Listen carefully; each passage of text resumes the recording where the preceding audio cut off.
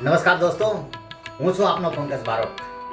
આજે જ્યારે સમગ્ર ગુજરાતની અંદર ધોરણ 12નું જે પરિણામ જાહેર થયું છે અને પરિણામ જ્યારે જાહેર થયું છે ત્યારે સમગ્ર ધોરણ 12ના જે બાળકો સફળ થયા છે દરેકને અભિનંદન હું પાઠવું છું। પણ સાથે સાથે મારે એક બાબતથી વિદિત કરવા છે કે જે બાળકો ખરેખર સફળ નથી થયા એ બાળકોને હારવાની જરૂર નથી, એ બાળકોએ નિરાશ થવાની જરૂર નથી। કારણ કે ઈશ્વરની અમીરી કોઈ વાતે કમ નથી, ઈશ્વરની અમીરી કોઈ વાતે કમ નથી ને પ્રયત્ન કરવો ન મળે વાતમાં કોઈ દમ નથી।